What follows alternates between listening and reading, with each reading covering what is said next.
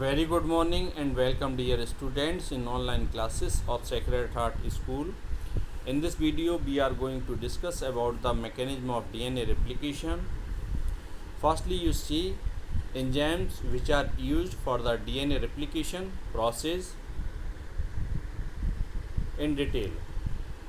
देखिए बच्चों, the process of replication requires a set of catalysts which are given below. तो जो DNA replication process है उसमें एक से ज़्यादा एंजाइम्स यूज होते हैं, उनको वन बाय वन हम डिस्कस कर रहे हैं यहाँ पर। देखिए फर्स्ट एंजाइम कौन सा है, DNA dependent DNA polymerase.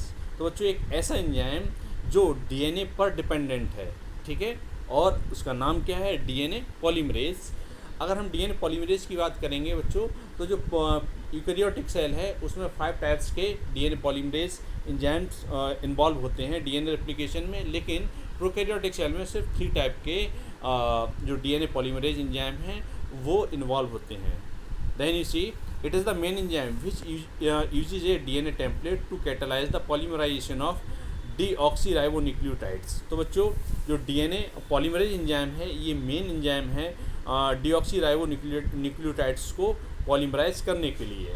The average rate of polymerisation is 2000 base pair per second. तो बच्चों जो इसका रेट है पॉलीमराइजेशन का वो कितना है, 2000 बेस पेयर है, ठीक है, एक सेकेंड में। Next one, in prokaryotes there are 3 types of DNA polymerases are used, that is DNA polymerase first, DNA polymerase second and DNA polymerase third. Whereas in eukaryotes 5 different types of DNA polymerases have been identified or used, that is DNA polymerase alpha, DNA polymerase beta, DNA polymerase gamma, DNA polymerase delta and DNA polymerase eta। तो ये 5 types के जो DNA polymerase enzymes हैं वो eukaryotes में use होते हैं। 3 types के किस में यूज होते हैं बच्चों, प्रोकैरियोट्स में। अब यहाँ पर जैसे हम प्रोकैरियोट्स की बात करें तो इसमें डीएनए पॉलीमरेज फर्स्ट है। इसको जो इसकी कैटालिटिक एक्टिविटी है वो कितनी है, लगभग लेस देन 1000, यानी एक सेकेंड में लगभग 1000 से कम न्यूक्लियोटाइड्स को पॉलीमराइज करता है। जबकि जो डीएनए पॉलीमरेज सेकेंड है वो एक सेकेंड में 50 न्यूक्लियोटाइड्स को पॉलीमराइज करता है या ऐड करता है। और जो डीएनए पॉलीमरेज थर्ड है वो एक सेकेंड में मोर देन 1000, यानी हम कह सकते हैं कि मतलब may be 2000, may be 3000, may be more than 3000 जो न्यूक्लियोटाइड्स हैं उनका पॉलीमराइजेशन करता है एक सेकेंड में। तो हम कहेंगे कि जो हाईली कैटालिटिक एंजाइम है डीएनए पॉलीमरेज की कैटेगरी में वो कौन सा है, डीएनए पॉलीमरेज थर्ड प्रोकैरियोट्स में। और जो सबसे लीस्ट कैटालिटिक एक्टिविटी है वो कौन सा है, डीएनए पॉलीमरेज सेकेंड, ठीक है। Next one, these enzymes are highly efficient as they have no catalyzed polymerization of large number of nucleotides in a very short time with a high degree of accuracy, as any mistake would result in mutation। तो बच्चों ये जो enzymes हैं DNA polymerase ये बहुत ही ज़्यादा highly efficient हैं। और हाईली इफ़िशियंट क्यों हैं, क्योंकि अगर सपोज कीजिए कि एक भी गलत अगर न्यूक्लियोटाइड ऐड हो गया तो उस कंडीशन में म्यूटेशन डेवलप हो जाएगा। तो इन एंजाइम की हेल्प से जो हाई डिग्री ऑफ एक्यूरेसी है डीएनए के फॉर्मेशन में वो इन्वॉल्व होती है, ठीक है। इसलिए यहाँ पर जो डीएनए पॉलीमरेज फर्स्ट है मेनली उसको हम बोलते हैं क्या चीज़, proofreading enzymes of DNA replication, ठीक है। नेक्स्ट, अगर जैसे इकोलाई की बात करें तो इकोलाई में total number of base pairs कितने होते हैं बेटा, 4.6 इंटू 10⁻6 बेस पेयर्स। लेकिन अगर मेमेलियन सेल में ह्यूमन सेल की अगर हम बात करें तो उसमें होते हैं 6.6 इंटू 10⁻9 बेस पेयर्स। और टोटल लेंथ जो डीएनए की होती है वो कितनी होती है, 2.2 मीटर, किसमें, इन ह्यूमन बींग्स, ठीक है। After that you see helicase enzyme का काम क्या है कि जो डीएनए डबल स्ट्रैंडेड होता है उसके हाइड्रोजन बॉन्ड्स को ब्रेक करना, और हाइड्रोजन बॉन्ड्स ब्रेक हो जाएंगे उसके बाद में क्या होगा कि मतलब जो पॉलीमराइजेशन है वो स्टार्ट हो जाएगा। तो यहाँ पर देखिए, it unwinds the DNA strand, it separate two strands from one point for the formation of replication for तो आपको पता है बच्चों कि जो डीएनए है वो डबल स्ट्रैंडेड है। ह्यूमन सेल में उसकी लेंथ कितनी है 2.2 मीटर। तो इतना जो लंबा डीएनए है कंप्लीट लेंथ में वो ओपन नहीं होता। एक स्मॉल स्ट्रेच में हाइड्रोजन बॉन्ड्स ब्रेक होंगे हेलिकेज एंजाइम की प्रेजेंस में, उसको हम क्या बोलेंगे, रेप्लिकेशन फॉर्क। क्या बोलेंगे, रेप्लिकेशन फॉर्क। ठीक है, नेक्स्ट वन। तो हेलिकेज एंजाइम का फंक्शन क्या हुआ बच्चों, हाइड्रोजन बॉन्ड्स को ब्रेक करना। नेक्स्ट है टोपो आइसोमरेज। तो बच्चों यहाँ पर यूकैरियोट्स में इस एंजाइम का नाम क्या है, टोपो आइसोमरेज, लेकिन प्रोकैरियोट्स में इसी का नाम क्या है, डीएनए गाइरेज। ठीक है, इसका काम क्या है कि जैसे सपोज कीजिए कि जो रेप्लिकेशन फॉर्क का फॉर्मेशन होगा, जैसे कि मान लीजिए कि जो रस्सी है, रस्सी को अगर हम ओपन करें, ठीक है, बीच से अगर हम ओपन करें तो दोनों साइड में क्या डेवलप हो जाता है, टेंशन। उस टेंशन को कम करने के लिए यहाँ पर एक एंजाइम की रिक्वायरमेंट है जिसका नाम क्या है, टोपो आइसोमरेज। ठीक है, तो ये दोनों स्ट्रैंड में टेंशन को कम करने के लिए रेस्पॉन्सिबल है। नेक्स्ट देखो बच्चों नेक्स्ट है बच्चों डीएनए लाइगेज। तो डीएनए लाइगेज एंजाइम का फंक्शन क्या है कि सपोज कीजिए कि जो डीएनए के स्ट्रैंड्स हैं उन्हें आपस में जोड़ने के लिए हमें एक एंजाइम की रिक्वायरमेंट होगी जिसका नाम क्या है, डीएनए लाइगेज। इसके बाद में बच्चों एक प्रोटीन की रिक्वायरमेंट होगी जिसको हम बोलते हैं एसएसबी या एसएसबीपी, जिसको हम कह सकते हैं फुल फॉर्म है इसकी सिंगल स्टैंडर्ड बाइंडिंग प्रोटीन। ये सिंगल स्टैंडर्ड बाइंडिंग प्रोटीन का फंक्शन क्या है बच्चों, जब हेलिकेज एंजाइम क्या करता है कि दोनों डीएनए के स्ट्रैंड को सेपरेट करता है तो उनको स्टेबलाइज करने के लिए, यानी उसको ओपन फॉर्म में रखने के लिए जो प्रोटीन की रिक्वायरमेंट होती है उसका नाम क्या है, सिंगल स्टैंडर्ड बाइंडिंग प्रोटीन।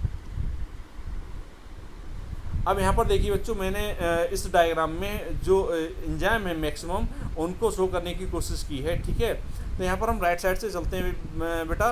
तो यहाँ पर देखिए जो सबसे पहला एंजाइम है यहाँ पर कौन सा है, टोपो आइसोमरेज। टोपो आइसोमरेज का काम क्या है कि जो डीएनए के दोनों स्ट्रैंड्स हैं उनमें जो टेंशन है उसको कम करना है। ठीक है, क्योंकि यहाँ पर देखिए जो ब्लू कलर से है ये एंजाइम क्या है, हेलिकेज है, और हेलिकेज का काम क्या है कि ये हाइड्रोजन बॉन्ड्स है उनको ब्रेक करना है। जो हाइड्रोजन बॉन्ड्स ब्रेक होंगे तो आगे क्या डेवलप हो जाती है, टेंशन डेवलप हो जाएगी डीएनए के दोनों स्ट्रैंड्स में। उसको हम कम किससे करेंगे, टोपो आइसोमरेज से यूकैरियोट में, और डीएनए गाइरेज से किसमें, प्रोकैरियोट्स में। ठीक है, उसके बाद में यहाँ पर आप देख रहे हैं बच्चों जो ब्लू कलर की जो डॉट्स वगैरह हैं, बिग डॉट्स, ये क्या है, सिंगल स्टैंडर्ड बाइंडिंग प्रोटीन। इसका काम क्या है कि दोनों स्ट्रैंड्स को ओपन रखना, दोनों स्ट्रैंड्स को ओपन रखना। और आपको पता है कि जो डीएनए डबल स्टैंडर्ड होता है उसकी पोलैरिटी क्या होती है, जैसे एक स्ट्रैंड की पोलैरिटी अगर 5 प्राइम टू 3 प्राइम है तो दूसरे स्ट्रैंड की पोलैरिटी क्या होगी, 3 प्राइम टू 5 प्राइम। ठीक है, तो यहाँ पर देखिए कि एक ऊपर वाला स्टैंड है, इसकी पोलैरिटी क्या है, 5 प्राइम टू 3 प्राइम है, लेकिन जो नीचे वाला स्टैंड है उसकी पोलैरिटी क्या है, 3 प्राइम टू 5 प्राइम। ठीक है, तो डीएनए रेप्लिकेशन के लिए सबसे पहले हमें किसकी रिक्वायरमेंट होगी, हेलिकेज एंजाइम की रिक्वायरमेंट होगी। वो किसका फॉर्मेशन करेगा, रेप्लिकेशन फॉर्क का। उस रेप्लिकेशन फॉर्क का, उसके बाद में एक ऐसा पॉइंट होगा जहाँ से रेप्लिकेशन स्टार्ट होगा, उसको हम क्या बोलेंगे, ORI यानी ओरिजिन ऑफ रेप्लिकेशन। और उसके बाद में किसकी रिक्वायरमेंट है बच्चों, टोपो आइसोमरेज की।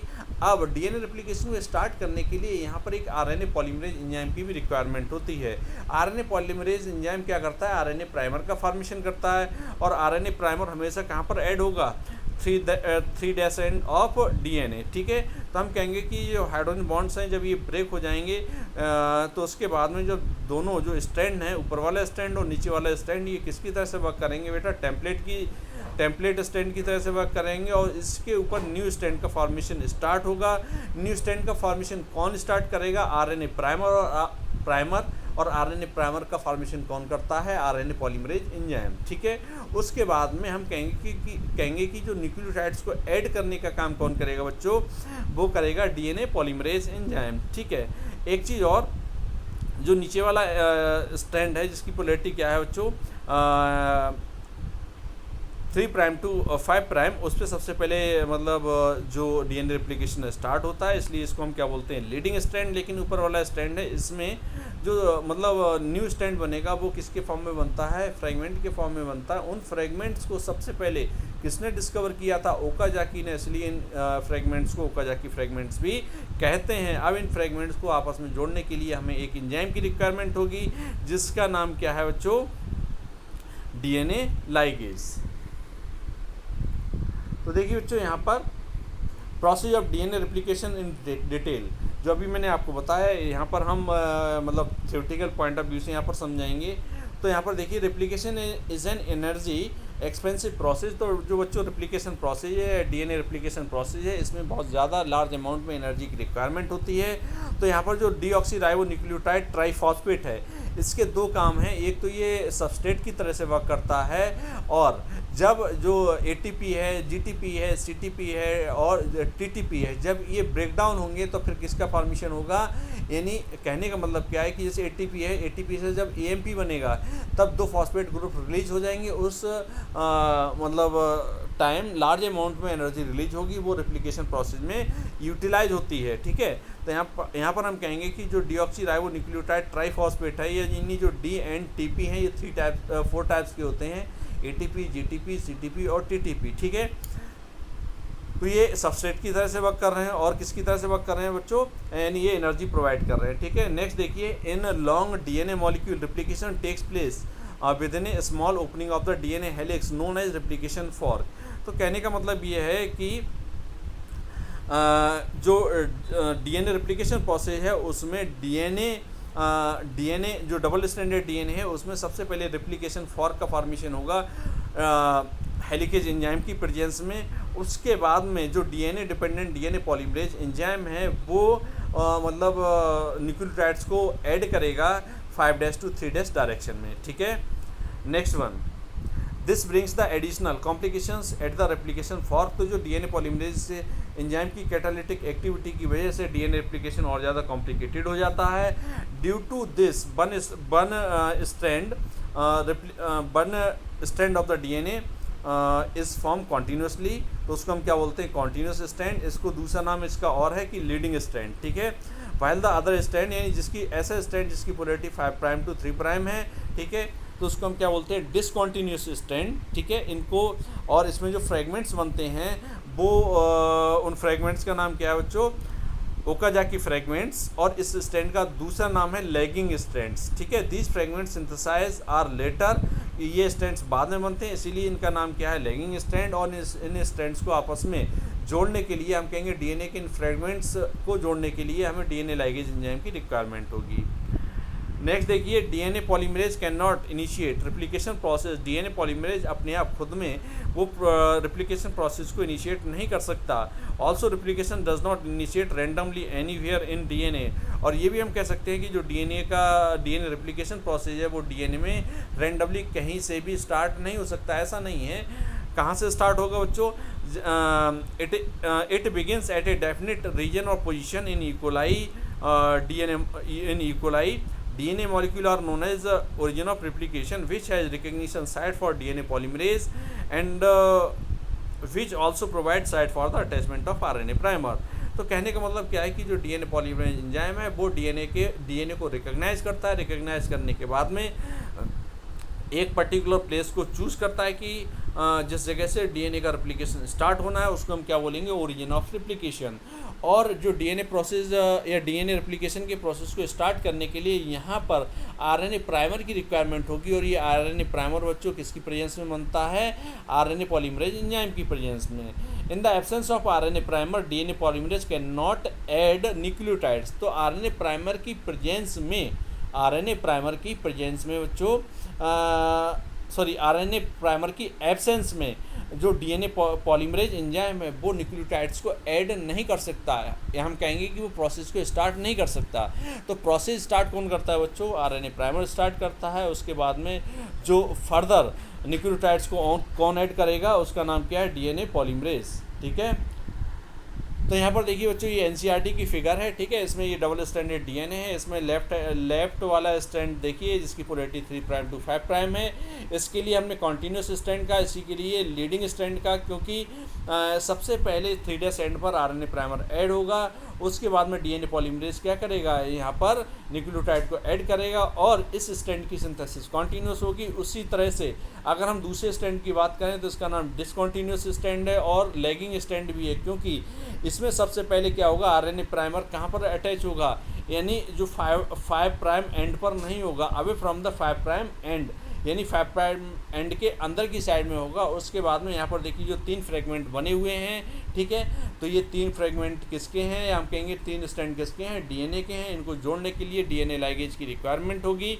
ठीक है। और यहाँ पर जो रेप्लिकेशन फॉर्क लाइक यानी इन्वर्टेड बाई शेप जो स्ट्रक्चर बन रहा है, यानी जो फॉर्क लाइक स्ट्रक्चर बन रहा है, ये कौन बनाएगा, इसके लिए कौन रेस्पॉन्सिबल है, हेलिकेज एंजाइम, ठीक है। और टेंशन को कौन कम करेगा, टोपो आइसोमरेज एंजाइम, ठीक है। After that you see due to the requirement of the origin of replication, if a piece of DNA need to be propagated during the recombination, a vector is required, the vector provide the origin of replication। कहने का मतलब क्या है कि जो biotechnology है, biotechnology वाले portion में मैं बताऊंगा कि जैसे अगर हम हाइब्रिड डीएनए का फॉर्मेशन करते हैं तो किस तरह से हाइब्रिड डीएनए का फॉर्मेशन करेंगे, ठीक है। उसके बाद में नेक्स्ट पॉइंट में ये रखा है बच्चों की जो यूकैरियोट्स में डीएनए रेप्लिकेशन है वो सेल साइकिल के एस फेज में होता है, ठीक है। यानी हम कहेंगे डीएनए रेप्लिकेशन, डीएनए का जो अमाउंट डबल होता है वो किस में होगा, S phase of the cell cycle of eukaryotic cell. Thank you students.